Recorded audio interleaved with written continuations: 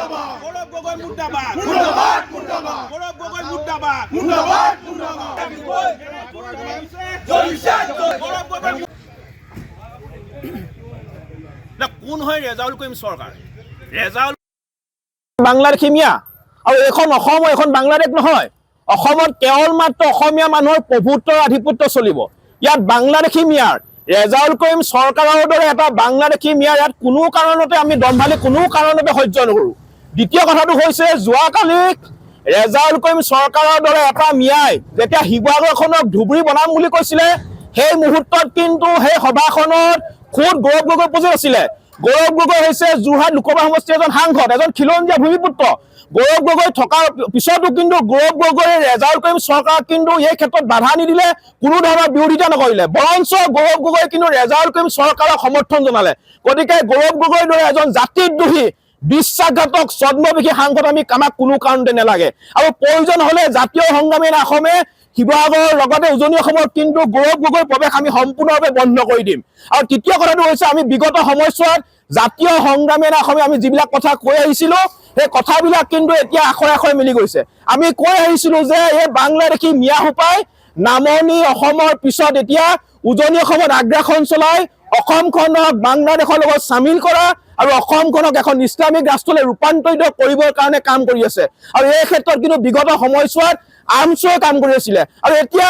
আপোনাৰ ৰেজাউল কৰিম সৰকাৰে আমছু ত্যাগ কৰি কংগ্ৰেছত যোগদান কৰি সমগ্ৰ উজনি অসমখনক বাংলাদেশীৰ আগ্ৰাসন কৰিবৰ কাৰণে বাংলাদেশী মিয়াৰ আগ্ৰাসন কৰিবৰ কাৰণে এজেণ্ডা তৈয়াৰ কৰিছে আৰু এই ক্ষেত্ৰত কংগ্ৰেছে সম্পূৰ্ণভাৱে হাত উজান দিছে কাৰণ কংগ্ৰেছ মানে মিয়া আৰু মিয়া মানে কংগ্ৰেছ গতিকে আমাৰ জাতীয় সংগ্ৰামী অসমৰ স্পষ্ট কথা কোনো কাৰণতে উজনি অসমত অবৈধ সন্দেহযুক্ত নাগৰিক বাংলাদেশী মিয়াৰ আমি দমভালি আমি কোনো কাৰণতে সহ্য নকৰো দবদবনি আমি কোনো কাৰণতে সহ্য নকৰো জাতিৰ স্বাৰ্থত প্ৰয়োজনত অবৈধ সন্দেহযুক্ত নাগৰিক মিয়াৰ কিন্তু পিঠি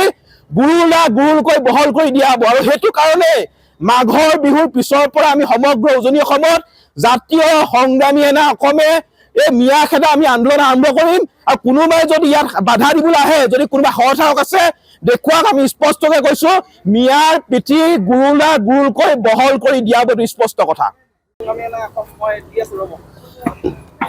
হু ইজ ৰেজাউল কৰিম সৰকাৰ আমি জাতীয় সংগ্ৰামী সেনাই প্ৰশ্ন কৰিব বিচাৰিছো শিৱসাগৰখন ৰেজাউল কৰিম সৰকাৰৰ বাপেকৰ সম্পত্তি নেকি আমি প্ৰশ্ন কৰিব বিচাৰিছো তেওঁলোক আসলে ৰাজনৈতিক মুনাফা উপাৰ্জনৰ কাৰণে যি ধৰণৰ আবুল তাবুল মন্তব্য দিব এই কথা জাতীয় সংগ্ৰামী সেনাই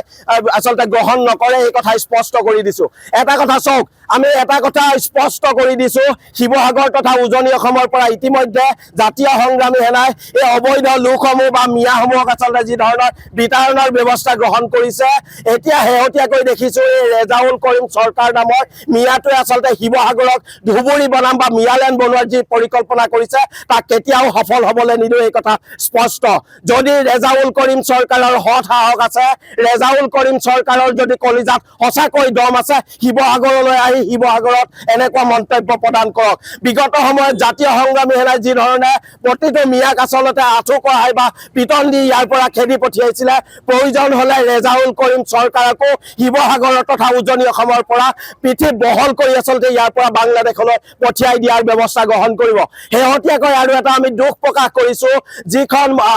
যিটো অনুষ্ঠানত আসলতে এই মিয়াৰূপী ৰেজাউল কৰিম সৰকাৰে এনেকুৱা মন্তব্য প্ৰদান কৰিছিলে সেই অনুষ্ঠানতে উপস্থিত আছিল গৌৰৱ গগৈ সাংসদ গৌৰৱ গগৈ সন্মুখত এনেকুৱা মন্তব্য কেতিয়াও গ্ৰহণ কৰা নহব এই কথা স্পষ্ট গতিকে 24 ঘণ্টাৰ ভিতৰত ৰহিম সৰকাৰ আৰ গৌৰৱ গগৈ এই লগতে আসলতে কংগ্ৰেসে অসমবাসী তথা শিৱসাগৰবাসীৰ ওচৰত আসলে ক্ষমা খুজিব লাগিব যেতিয়ালৈকে তেখেতলোকে ক্ষমা নোখোজে যেতিয়ালৈকে আসলে ৰেজাউল কৰিম সৰকাৰক কংগ্ৰেছৰ পৰা বহিষ্কাৰ নকৰে তেতিয়ালৈকে জাতীয় সংগ্ৰামী সেনা অসমৰ গোটেই অসম জুৰি আসলতে আমি এই অভিযান অব্যাহত ৰাখিম যিকোনো পৰিৱেশ পৰিস্থিতিৰ মোকাবিলা কৰি অসমখন আমি বাংলাদেশ বনাব নিদিওঁ বাংলাদেশী চৰণীয়া পথাৰ হ'বলৈ নিদিওঁ এই কথা স্পষ্ট যিয়ে শক্তি নাহক লাগিলে শিৱসাগৰ তথা উজনি অসমৰ পৰা মাঘ বিহুৰ পাছত আমি পুনৰ মিয়া বিৰোধী অভিযান মিয়াক খেদুৱাৰ অভিযান আৰম্ভ কৰিম তেওঁলোকৰ যদি বুকুত দম আছে তেওঁলোকৰ যদি কলিজাত সাহস আছে আমাৰ এই অভিযান ৰখাই দেখুৱাক এই কথা আপোনালোকৰ যোগেদি আমি চ্যালেঞ্জ দিছো যিকোনো খবৰৰ বাবে যোগাযোগ কৰক আমাৰ এই নম্বৰত 9181 307 221